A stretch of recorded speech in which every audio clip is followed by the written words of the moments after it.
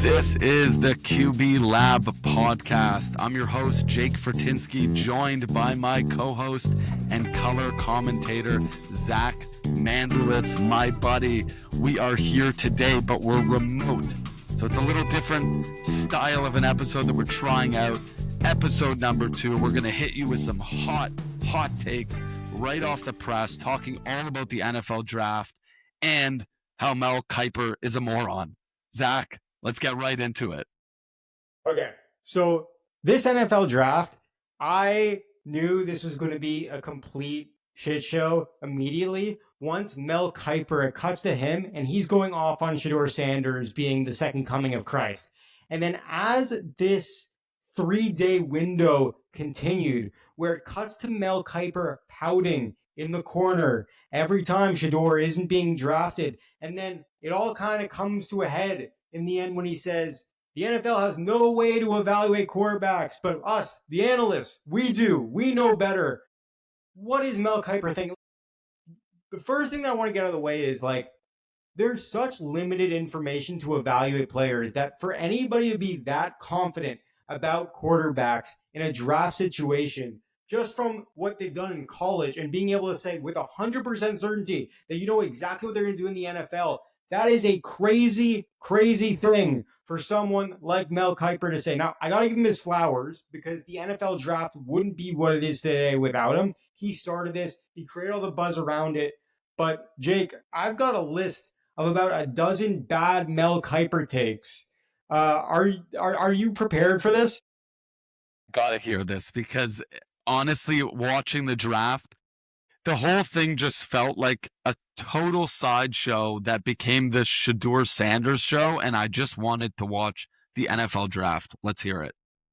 Well, can you imagine, before we go to the list, can you imagine being a player? You've put in all of your hard work. Your dream is to get to the NFL. You get drafted only for Mel Kiper in the corner to completely shit on your dream and talk about some other guy who's not getting drafted until tomorrow or 2 days from now. I would be livid. How about the prank call to Shedeur? Deserved. Did anyone see that? Yeah. You know what I thought about it? I thought it was legendary. I thought that was exactly well deserved for a guy like that. So, okay, Mel Kiper takes. Okay, so the easy one is Jimmy Clausen. Everyone and their mother has heard this one probably in the footage since, that he said that, hey, Jimmy Clausen's going to be a great quarterback in the next 8 years. If not, I'm going to retire. And guess what? He's still doing it. So he didn't retire. And next, you could say he's got a bit of a blind spot for people with poor character, which I guess time will tell. But if the post-draft interviews mean anything, Shedeur is very quickly finding himself falling in this camp. He thought Jamarcus Russell was going to be the next John Elway. He thought Johnny Manziel deserved to be the number 1 overall pick. Ryan Leaf, a name most people listening to this probably haven't heard of, he thought he was going to have such a great advantage because he had such a great attitude. And in the broadcast was implying that he was going to be a better leader than Peyton Manning. That did not work out. We need to cut this later to when Ryan Leaf goes ballistic on his teammate in the locker room, if you know the video. Then we've got some players where Mel Kiper very clearly doesn't understand what's going to happen from a development point of view. First one is going to be the 2024 top PFF quarterback. You got Lamar Jackson, who Mel Kiper was going off as having a 57% completion percentage and deserved to be developed into a wide receiver instead of as a quarterback or instead of as a running back. We're going to make Lamar Jackson into a wide receiver, not deserving the first round. He's going to go in the second round or later. He thought Russell Wilson was ceiling going to be a Seneca Wallace type. And then I've got a funny one here. The 2011 quarterback that he thought was going to have the most successful career was someone by the name of Ricky Stanzi. If you're wondering why you don't know the name, he didn't play a single snap. Never even heard his name. Yeah, because he didn't play a single snap in the NFL. In that same draft, he thought that Blaine Gabbert deserved to get picked over Cam Newton. So my list keeps going on and on and on, but it all kind of comes to a head because the most viral clip of Mel Kiper, I imagine you've seen the Trent Dilfer, the Colts are going to Colts, what are they doing not drafting a quarterback? Trent Dilfer didn't become anything. Do you know who the Colts selected? Marshall Faulk. So Mel Kiper, his most viral moment is calling the Colts owner an idiot, and then the owner like retaliated in total boss fashion. And Mel Kiper, what set him off then was that the Colts drafted Marshall Falk. So when we're looking at this footage of Mel Kiper pouting in the corner like he's the second coming of Christ, like he can walk on water like Jesus, only a little bit faster, keep in mind that this guy pouts in the corner. And are you ready for a tinfoil hat theory here? Here we go. Think that Mel Kiper, for years, has probably been taking money from agents. I think what's going on here is Mel Kiper is trying to protect the reputation and a future cash flow, because if he happens to be on Mel Kiper's big board and NFL draft people care about Mel Kiper's big board, then suddenly there's a cash incentive for why Mel Kiper is going to go to bat for your clients in a heavier way. So I think what we can take from this, and the way I look at the NFL draft as a whole, you really don't know who's going to pan out. Now, granted, I think Mel Kiper generally is pretty bad. I mean, just looking at some of the examples you brought up, there's too many mistakes in his drafting, in his analysis to really believe anything he has to say. And when I look at that, and I look at NFL teams and how many busts there are, at the end of the day, I don't think anyone really knows. I mean, so many analysts hated Josh Allen, said he was a total bust. He had no potential. He was an inaccurate passer. He had bad form. His throwing mechanics were too slow and too long, and therefore it would lead to a lot of, missed completions and sacks and everything else and interceptions. And at the end of the day, he's now, an amazing quarterback, probably going to be a Hall of Famer, greatest Buffalo Bills quarterback to ever play the game. And, you brought up Lamar Jackson. Of course, Mel Kiper thinks he doesn't belong. And at the end of the day, we can complain about Mel Kiper, but all the other NFL teams passed on Lamar Jackson in that first round. Baltimore was smart enough to make that move and take him. But I think at the end of the day, we love to spend time analyzing mock drafts and looking at stats, and it matters. It allows you to make an educated decision. The key is it's an educated choice, but it's still, every pick has massive risk. And then there's a total huge variable that we're not talking about, which really does come into play. And it's sort of that dagger that even if a guy is great on paper, statistically, in the meeting rooms, everything goes great, he could get injured and his career could be ended. So we've seen that happen to a lot of players, particularly with running backs and cornerbacks. But at the end of the day, I just think everything you hear about NFL drafts should be taken with a grain of salt, except for one item. And we're going to talk a little bit about this guy later in the show, but I want to at least give a little tidbit here, because Zach was loving this guy in our first episode before the draft occurred. And he said that this guy's going to be one of the top 2, maybe 3 quarterbacks taken in the first draft. I didn't really believe it at the time, although he dropped some stats and it looked pretty good. But the guy's got a hell of a name, Jackson Dart. The guy went in the first round, second quarterback taken, and Zach, not Mel Kiper, called it. Yeah, no, Jackson Dart, his peripheral statistics, we covered it on the last podcast. Go take a look back if you haven't seen it before. But his statistics look pretty similar to Cam Ward's. And you didn't have to spend as much to get him. You didn't have to use a whole number 1 overall pick. And I want to give the Giants kudos. The Giants, for the past 12 months, I think everyone's kind of enjoyed using them as their punching bag. I think all pure NFL fans just love Saquon. And watching that episode of Hard Knocks where the general manager lets Saquon go, and then he uses his pick to not take Jaden Daniels or whoever it may be, the Giants came to play in this draft. They used that first pick to get Abdul Carter, to trade up from the second round into the first to nab Jackson Dart at the tail end of it. And I even like their third round pick of Darius Alexander. I love what the Giants are doing. They're going back to their early 2000s. We're going to establish our run defense. We're going to have a defensive line that's going to scare the crap out of our opponents week to week. And then I love the high end play of Jaxson Dart. I think that come week 6 to 10, we might see the turning of the tide from Russell Wilson over to Jaxson Dart. But this is going to be a fun team to watch. You got Jaxson Dart passing the ball down the field to Malik Neighbors. I love the backfield with Tyrone Tracy and with Scatteraboo that they just drafted. There's a whole bunch to be excited about with this Giants team, and this is where you can use the NFL draft to build momentum for your team. This is exactly how you want to play it, and it starts with making sure that you're shoring up the quarterback position. So although I didn't want to go into him, I figured, you know what, why not now? Jaxson Dart, let me just talk a little bit about some of the stuff I saw on tape and some of the stuff I've read in the news about him. Specifically, the fact that he's great under pressure. He likes contact. He wants to bring on contact. It's even been commented that sometimes he plays a little too risky. When he takes off, he likes to take extra hits. He doesn't always go out of bounds. That's the kind of stuff, though, that you want to see in a rookie quarterback. Of course, as he develops, you expect him to be more careful, protect his body more. But the fact that he's not afraid to take those hits is a big, big plus, because a lot of quarterbacks, the biggest concern is they come to the NFL. It's a lot faster. It's a lot tougher. It's a lot more physical. Sometimes quarterbacks that shy away from contact tend to fail in the NFL, just in terms of they get a little gun shy. They take a few big sacks. They take a few big hits. Maybe they fumble the ball, and all of a sudden they lose some momentum. They have some mental challenges. He doesn't seem to have that fear at all. He's kind of a wild man on the field, which is awesome. He's wild, and who better to learn from than Russell Wilson?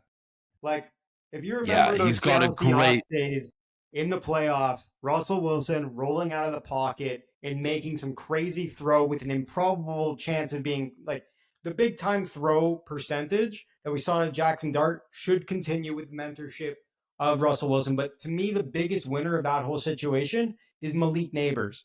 Malik Neighbors wants to go down the field, create separation, and really embarrass the people that are guarding him. So you need to draft the rookie quarterback that in the class, by the numbers, had the longest average depth of target. We know Jaxson Dart wants to roll out. He wants to take contact, but he also wants to push the ball down the field. And why that's important is if you're willing to take contact, you're going to be able to hold on to the ball a little bit longer, give Malik Neighbors the ability to get open and just, use that arm and get it to him.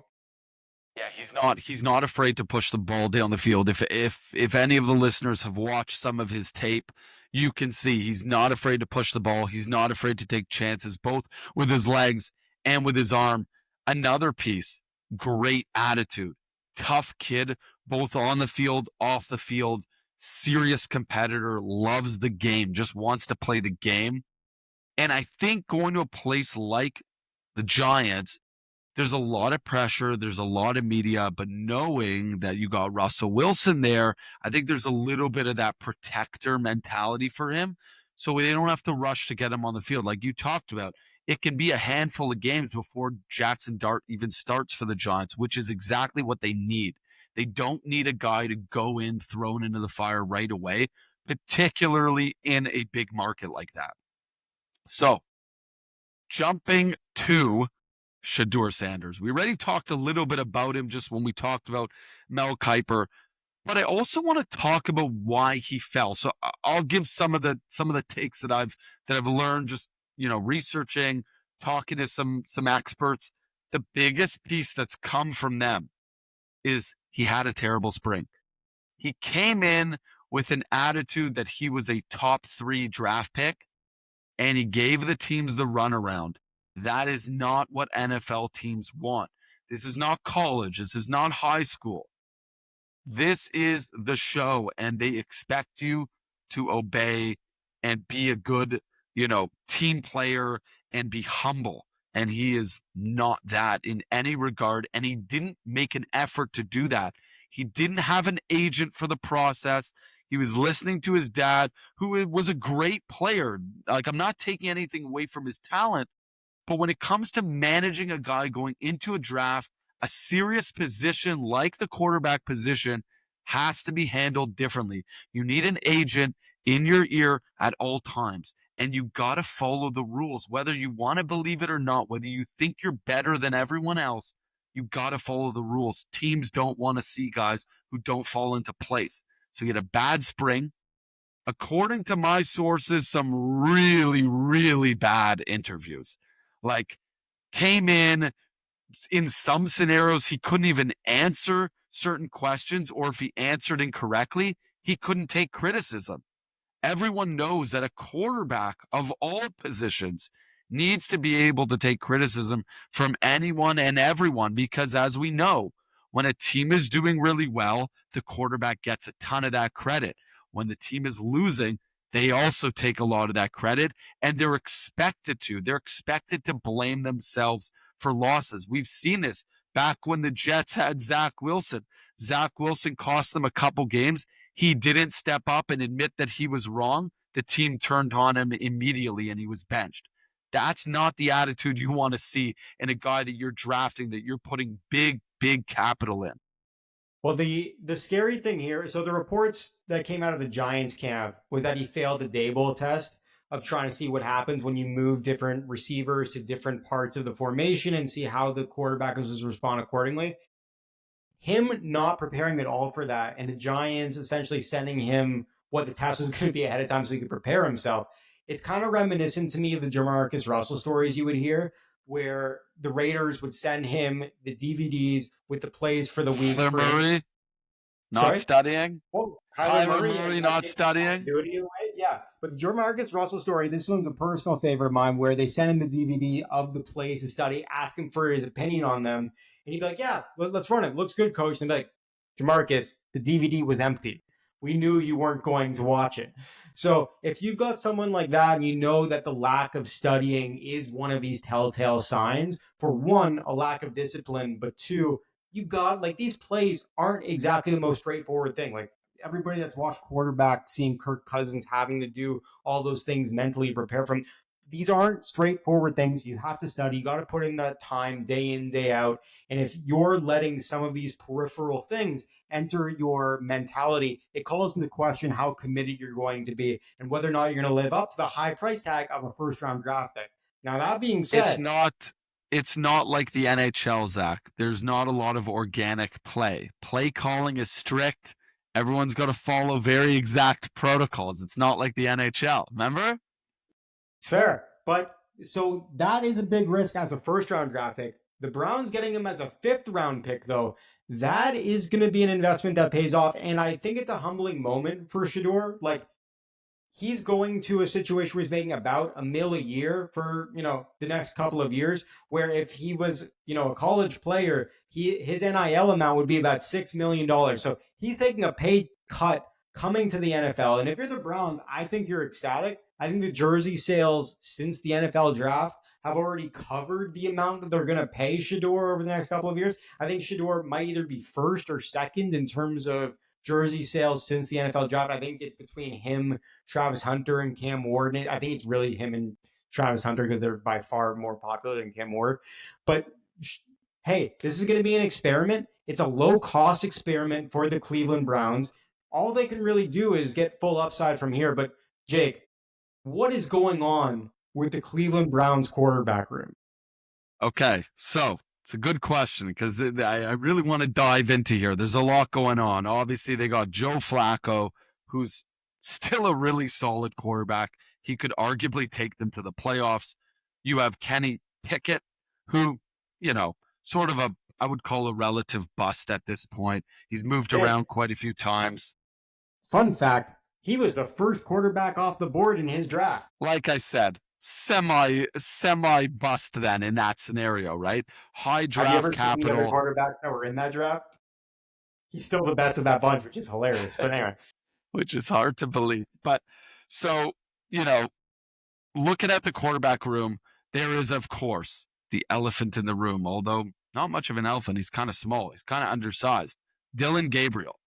So the Browns go and take Dillon Gabriel, and then only a short number of picks later, they go and take Shedeur Sanders. From my understanding, and you've already alluded to this, They took Shedeur Sanders because the value was so high at that point. 5th round pick, super low risk. You know, it seems like a great pick, to be honest. And he may be a starting quarterback in the NFL. From a 5th round pick, that's pretty incredible value. Dylan Gabriel's an interesting one. Not an incredible player per se, but great intangibles, great football sense, super smart. As I said, a little undersized. I have here he's marked as 5'11", 205. So that's pretty small for a quarterback in today's NFL. But the intangibles, he's an amazing teammate. Everyone says he is the greatest teammate you can have. In fact, in college, he bought a minivan so he could make sure that he could drive his teammates to games. What quarterback does that in college and is taking that type of mentality to a city like Cleveland? To me, it's a really good fit. I think it was a little surprising. I think a lot of people were taken aback by the pick. But honestly, I think for the first time, the Browns took a guy because of his personality and the way he is in interviews and the way he deals with other players and didn't just go off the tape, which I love. I love the idea. I think that it creates a great battle because you have two rookie quarterbacks that I would argue are almost polar opposites. You have one with incredible talent like Shedeur Sanders, who's got what I would call off-field issues, off-field problems. There's challenges for the organization. I think there's potential for him to be great, but there's a lot of things that could set him back mentally speaking. Then you have Dylan Gabriel, who's not the superstar that Shedeur is, but he's got the great leadership skills. I almost feel like the two might actually mesh well together, and this quarterback room might be a lot friendlier than people are expecting, especially with a guy like Joe Flacco. Pickett could be the odd man out there, but when I look at it, I see Flacco really taking those two guys under his wing and helping to develop both of them, and potentially one of them getting flipped for a solid draft pick in the next year or so if they show some potential. Is there anything there that seems crazy to you? I'm not a big fan of the pick. Um, a lot of this Cleveland Browns draft really feels strange to me. I think that trading down to be able to get more depth in other areas would make sense on paper until I kind of see what they did with the picks. So let's go through the Cleveland Browns draft piece by piece. I want to talk about they gave up Travis Hunter to be able to go down to get Mason Graham, who's going to have, by all accounts, a great career. It's always good to be able to have an interior defensive lineman that's going to be able to help with your run defense, because we knew going into this draft with all how much the Cleveland Browns were even being tagged to Abdul Carter that was going to be important to the Browns. But with the additional picks, this is where they end up going. So they take Schlesinger as their linebacker in the second round before getting Judkins as a running back. They get Fannin, the tight end, and the third round. And you know how much I love Fannin. To me, that's kind of the sign that they're probably moving on from Njoku within a season. They just want to make sure they've got that depth behind. Later in the round, they get Dylan Gabriel. And in this spot where you have Joe Flacco already, you got Kenny Pickett already, you got Deshaun Watson, who may or may not ever play again. So I don't know what to do with that one. It really feels I didn't even bring him up. I didn't even think I would bother.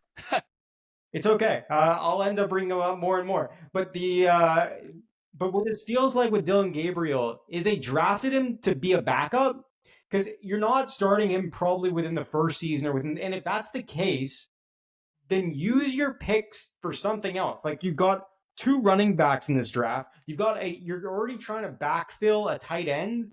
You've got so many other holes that a third round pick isn't a small amount of value. The list of all the things you can do with a third round pick is endless. And Cleveland Browns have so many needs. So for you to get two of a position to double up, it's almost like they're expecting one of every two positions that they're stabbing to be a legitimate criminal, and that they're going to need all kinds of redundancy at every position. And I don't really understand why they went that way. And it almost feels like when Shedeur came aboard in the fifth round, that we were at a level where someone made the call upstairs from senior management that I don't really understand what you're doing with the rest of your draft. I'm going to use my ownership or senior management authority and make you take Shedeur here because otherwise we don't really understand what we're doing as a program. Shedeur has that high level upside. It's possible. Mel Kiper is right, and this is the best quarterback of all time. Who knows? But the idea here that you can take a floor there and for the most important position, potentially get an elite level quarterback that over the course of a couple of years of development, that's a decent pick. But the Dylan Gabriel pick to me feels like you're using expensive draft capital to potentially get a backup. That's the key that you brought up in that whole banter.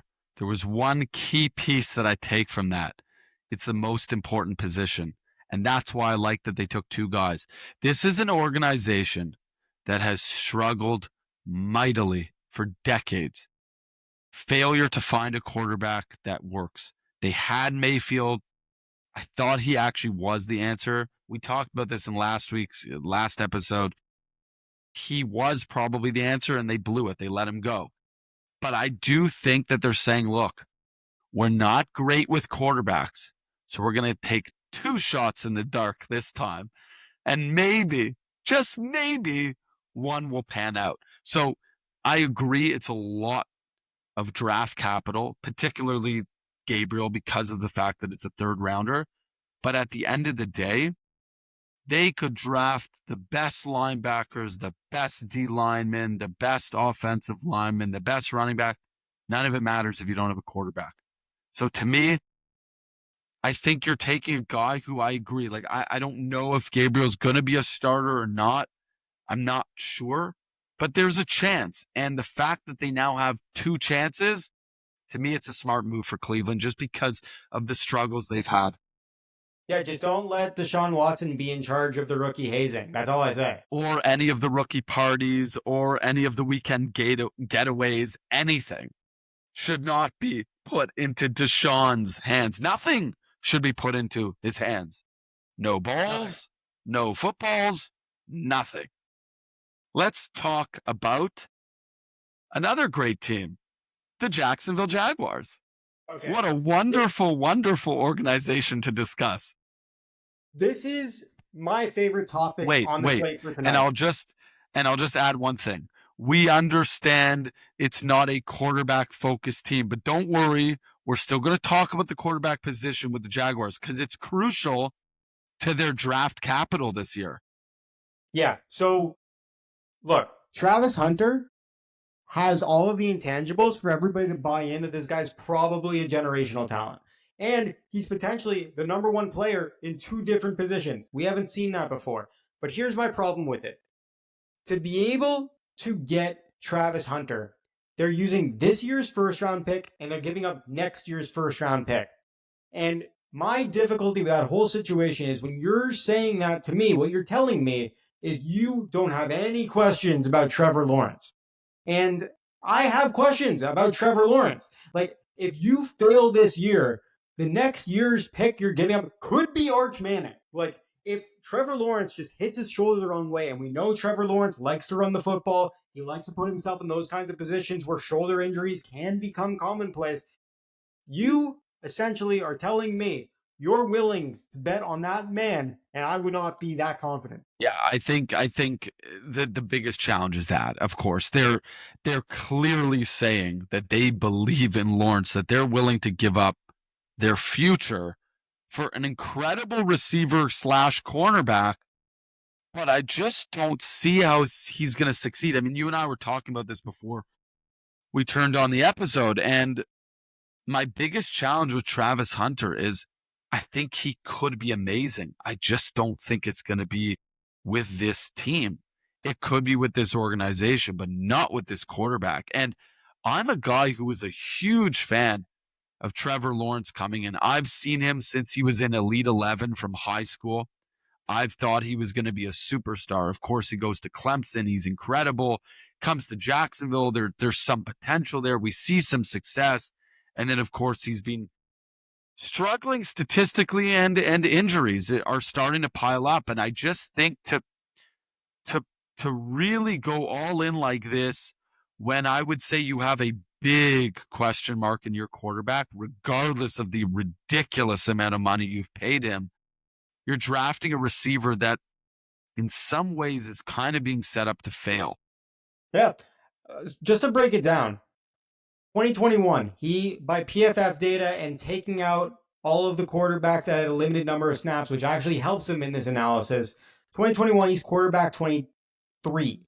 In 2021, he goes up to quarterback 11. 2023 goes up to QB 14. And last season, he was your quarterback 24. And of those quarterback lists that were 24 and higher, he led all of those quarterbacks in turnover-worthy plays. So not only is he getting a bit more injured, he's also showing a lack of proper decision-making. He's not exactly what you'd want that level of polish to be to, A, invest this level of draft capital in Travis Hunter, but B, years ago, give him the highest contract in the league.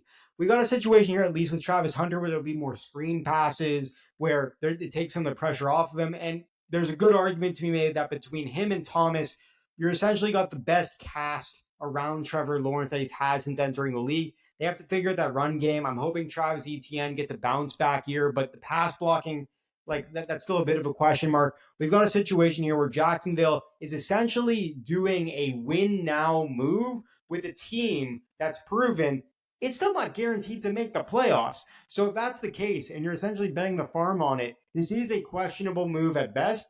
And I think in a year we'll be evaluating whether or not they would have been better off leveraging that first round capital for different needs. Because Mason Graham as an interior lineman would have been a need the Jacksonville Jaguars needed anyways, and that's what would have fallen to him with the number 5 pick.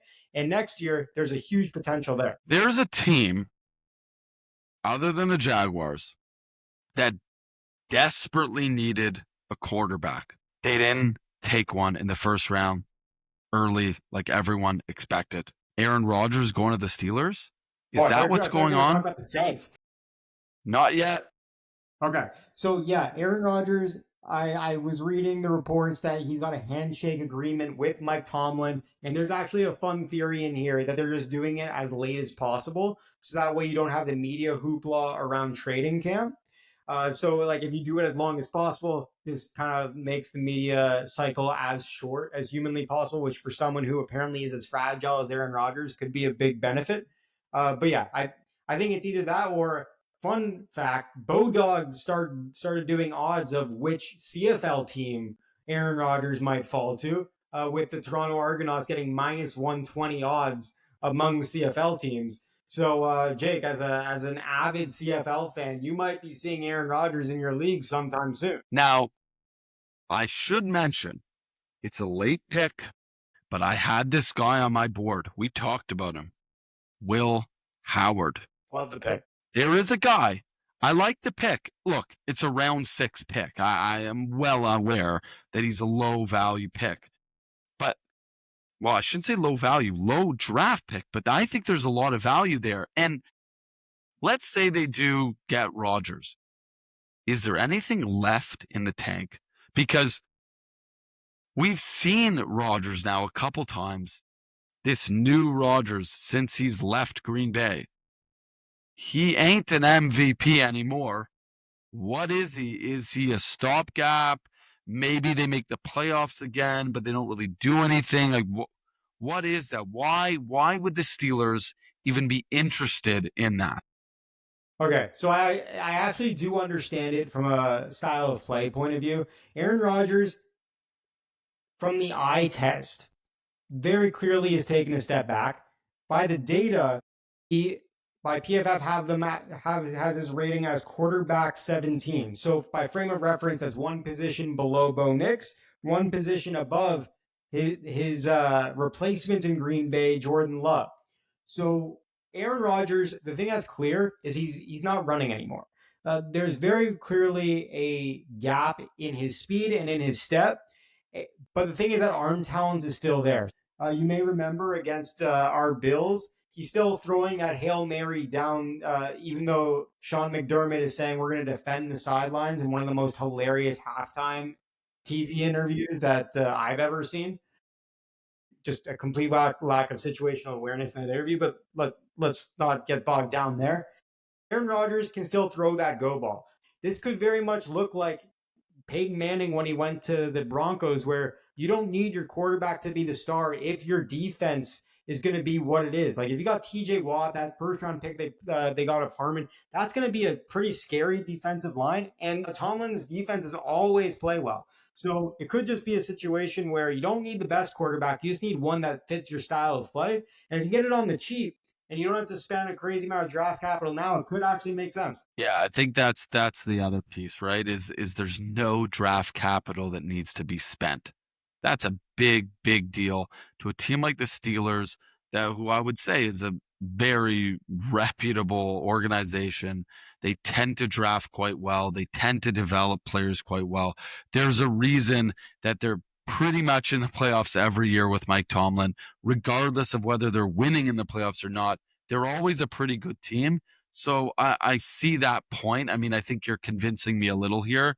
I will just cover one last piece here, which is it can't be ignored. Quarterbacks. Who's going to be the best quarterback coming out of this draft in 2 years? I think that's, I don't want to ignore the future. Like we're talking about what's going on right now. We're talking about the draft. Who's going to be that quarterback that makes it out of this class, that becomes a legitimate elite starter? Or is there no one out of this draft? I mean, it was not a highly touted draft. We obviously didn't even talk a whole lot about the first overall pick, but that's because we spent so much time on him last episode, Cam Ward. We pretty much knew he was going to go first overall. He's going to a Titans team that I would say is quite a mess. I don't think it's a great situation. Maybe some of these quarterbacks are going to a better situation than others. Is there a quarterback that's going to be elite from this group in 2 years? I think the best odds are obviously Cam Ward and Jackson Dart, as we discussed. But the best quarterback in this draft might not even be in this draft. Like it might be that the best move is what the Saints are doing, full tank mode, to try to get their guy Arch Manning next year. When that 9th pick came around and they didn't go quarterback, I know that Shedeur Sanders was losing his mind. I know Mel Kiper almost had a heart attack. We almost needed to have a defibrillator like right by him when that chance slid by. But I think that the Saints are fully in on the marketing. Take the Louisiana boy, bring him home, bring him that, give him the Superdome as the next kingdom, going from Drew Brees through the ranks. Who cares this year? Let's just wait next year. Let's get Arch Manning. Let's call it a day. So Shuck ain't going to be anything if they get Manning, I take it, right? Shuck is an in-between. I think that in his game, there were a whole bunch of question marks that I think we're going to have to really look at.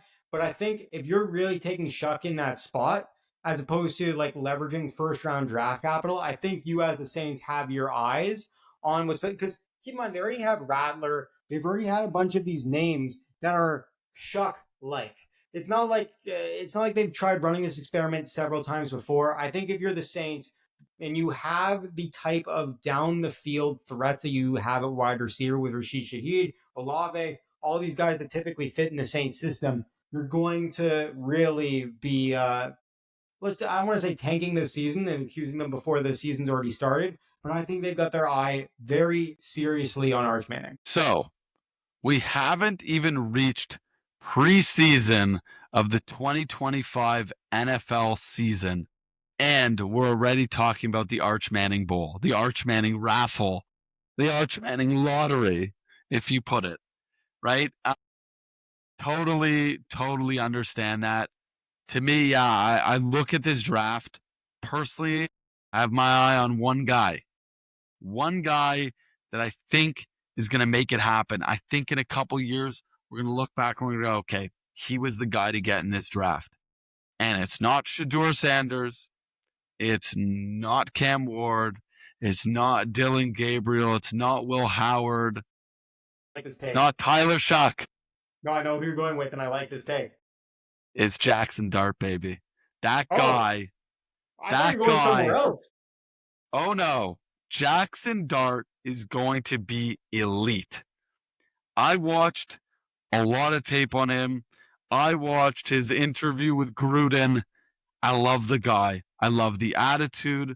I love a bit of that cockiness. He's super cool looking, tough kid, comes out of Ole Miss, not some incredible program. And I think he's going to be good. I think he's going to an organization that is poised to turn him around. I think there's potential there. He's got a good receiver. You talked about Neighbors. He's got a good running back. You talked about Tracy. He's got coaching that I think has potential and is very, very good with young quarterbacks.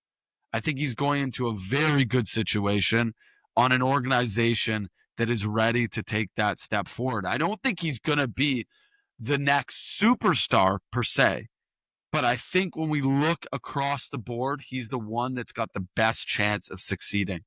Can I give you a dark horse pick? Go ahead. My dark horse pick for this class is Milroe. If we, at the top of the show, we're talking about how Lamar Jackson entered the league with a 47% completion percentage, and we have the quarterback who's the best runner in the draft, we may be entering a meta here where it's more important to run and that the passing is actually trainable and learnable over time. And I know we've got Sam Darnold leading that offense.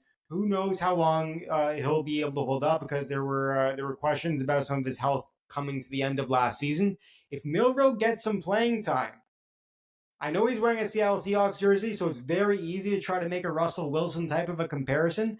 But this is a city that loves their quarterbacks who run.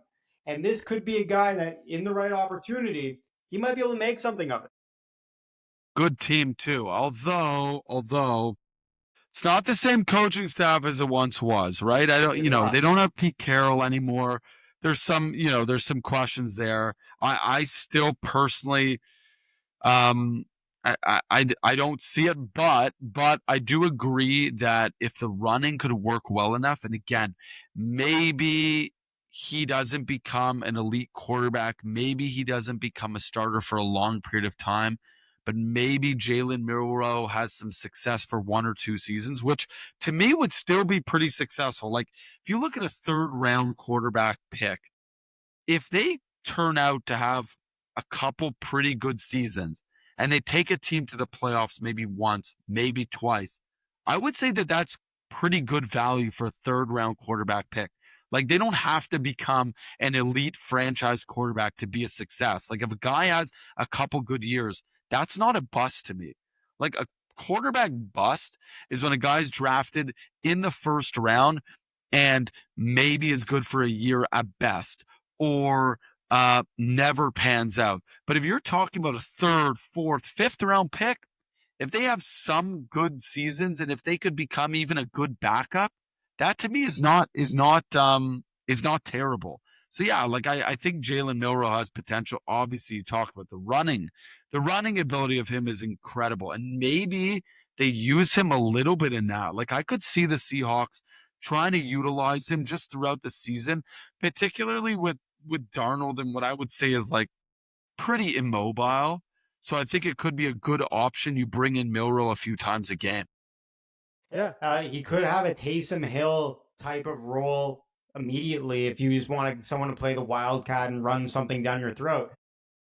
If they could potentially get creative with him. Now, he's my dark horse for a reason. I think it's very difficult to project someone out when the starter role is pretty much set. Like Sam Darnold already has a $100 million contract in front of him. It's going to be very difficult for anybody to rationalize not using him for the value that he just got paid. But hey, if we're just talking about talent, I like it as a dark horse pick because no one's going to hold me to it. It's not like I'm Mel Kiper trying to say my take is the best in the world. And if someone can rationalize not playing $100 million quarterback, how am I supposed to rationalize that a team would give Sam Darnold $100 million? I'm not a Sam Darnold fan by any means. He had one okay season with a great Vikings team. And as soon as the games truly mattered, aka the playoffs, he was trash. Okay, by the data, where do you think PFF has him ranked in 2024? But do they have to be the gods of the NFL I No, mean, they're not the look, gods. I actually agree with most of your points, which is where I was going to go next. But like, where do you think they are? Like, entertain me a little bit. where I think he should be and versus where he is. Let me give both. I'll give Perfect. you where I think he should be based on the eye test and based on his lack of ability when the game's on the line and how bad he has been most of his career except one season with a really good team. He should be like 20th, but I feel like he's going to be like ninth or 11th. He's 12th. So you're Okay. you did. So the thing that Sam Darnold had this year are two absolute blazers on the wide receiver tree with Justin Justin Jefferson, Jefferson pretty much and Jordan best receiver Addison. in the NFL. Yeah. Both of those guys can run straight lines and bail out Sam Darnold doing these aggressive throws downfield that I don't know work in most situations. I do think Seattle has a landing spot. It's okay, but it's not ideal for him. You got JSN, who tends to do some more of the. I think he needs a bit more of a precise quarterback. I don't think he's one of these guys that's going to just go up there and get it. Um, and now they got Cooper Kupp, who I think might, like, it depends which Cooper Kupp comes. Like, if he's still very injured and isn't going to be able to improvise the way that we saw during the Stafford years, I do think it's going to be a tough pairing with him and Darnold. But at least you've got guys that have shown some level of strong performance in the past. The landing spot could have been much worse for Sam Darnold, but I think it's going to be more than fair to expect a certain amount of regression based on this difference in style of play that you'll see from last season coming into this season.